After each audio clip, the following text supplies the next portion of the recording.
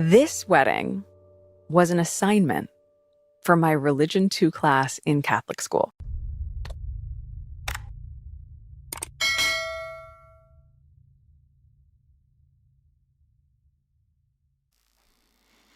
This one's wife. Gimme the mic again. Hello, I'm H.G. Tudor. We all know that this one's wife loves the mic. She loves slipping her fingers around that phallus-shaped object, enabling her to talk a load of nonsense. Well, she's been at it again in New York. As per video yesterday, we showed once again how it was necessary for her to say a few words which were meaningless and asinine, such as her way, but she has to ensure that she gets behind that mic and says a few words. That was in the course of Thursday evening, but during Friday, as a consequence of it being World Mental Health Day, this one's wife and her captive, the Prince of Pink Pancakes, attended Project Healthy Minds' annual World Mental Health Day festival in New York City. The event brings together leaders across industries to discuss the future of mental health, and the couple's Archwell Foundation hosted 3 panels at the festival on Friday. Harry took to the stage to introduce the first session, and this one's wife had to sit in the front row as he spoke. One suspects that the only reason that she was able to do so was with the knowledge that she would be getting up on the stage in due course. Harry introduced the first session, which was called Thriving or Surviving: How are young people doing in the digital age? He explained today is more than just about conversation. It's about community. The past 5 years have taught us painfully that crises rarely arrive in isolation. The global pandemic stripped away the ordinary scaffolding of life and brought a measurable surge in anxiety, depression, and loss of connection. Our digital world has fundamentally changed how we experience reality. Well, I think you experience a change in your reality as a consequence of getting down and getting on the reefer, man. He continued, young people exposed to relentless comparison, harassment, misinformation, and an attention economy designed to keep us scrolling at the expense of sleep and real human contact. Well, we all know that Harry deals in relentless comparison, bleating on about his family, harassment as a consequence of failing to call out the behaviours of those of his wife's fans who harass other people, and, of course, the provision of misinformation with their repeated leaks. He continued, young people learning to navigate a digital world that wasn't designed with their well-being. This is what we've discovered. Maintaining good mental health isn't just an individual challenge, it is a community responsibility. Approach this way, everybody wins. That's what today is about. Well, you won't necessarily argue with what he stated there, but it's hardly revelatory. But naturally, it couldn't be just about Harry being on the stage. Here comes this one's wife.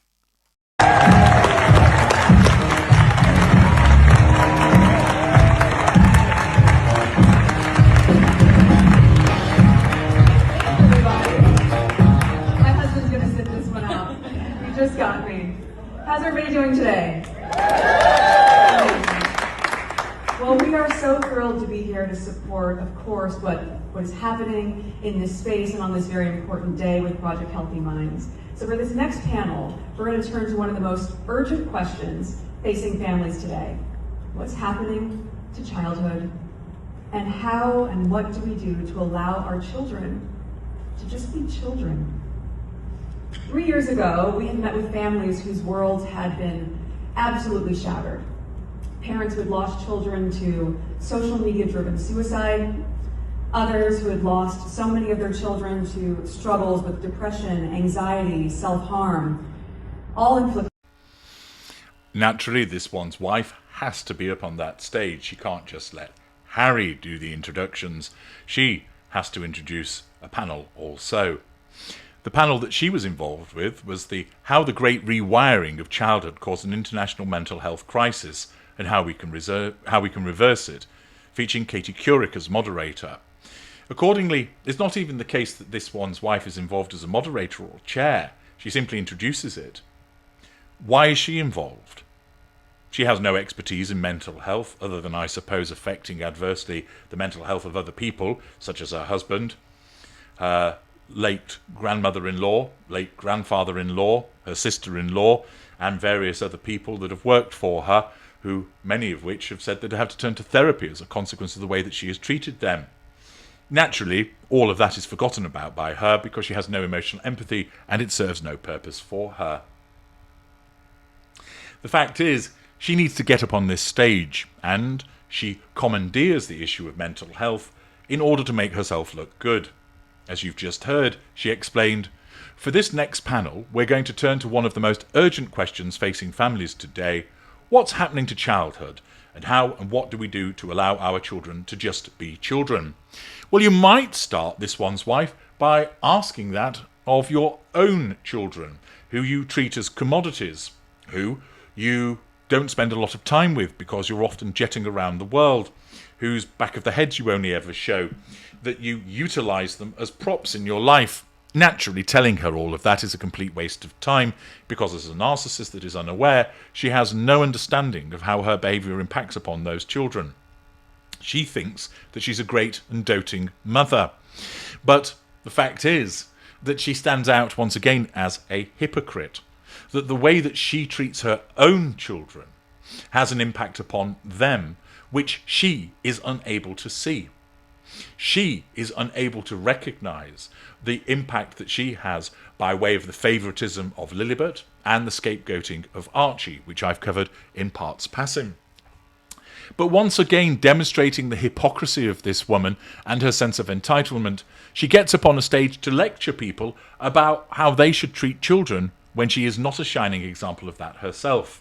Furthermore, as I've commented separately, she has been involved with a child cyberbullying clown, Chrissy Teigen by having involved on her programme, which demonstrates that she doesn't have any due regard to the mental health of children, their childhood, their experiences. She simply doesn't care. Her actions demonstrate that. She went on, of course, to state 3 years ago we had met with families whose worlds had been absolutely shattered, parents who had lost children to social media-driven suicide. Yeah, and what did your pal state? Told somebody to take a dirt nap, i.e. to take their own life. And once again, the compartmentalisation that this one's wife engages in, where she swans up on the stage, pretending to be all serious about the topic, as if she's got something meaningful to share with everybody, and all she does is demonstrate that she is a complete and utter hypocrite. She has no expertise. She has no insight. She is just a woman who was once an actress, and a mediocre one at that got fortunate because she ensnared a dumb ginger prince. That's it.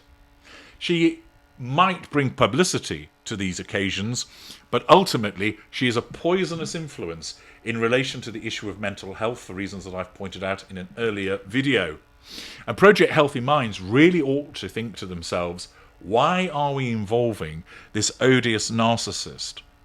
Why are we involving this woman who has regularly caused problems within family, within workplaces, within relationships, and that she stands there with the brass neck of lecturing people about mental health when it's quite clear she neither understands it nor cares about it?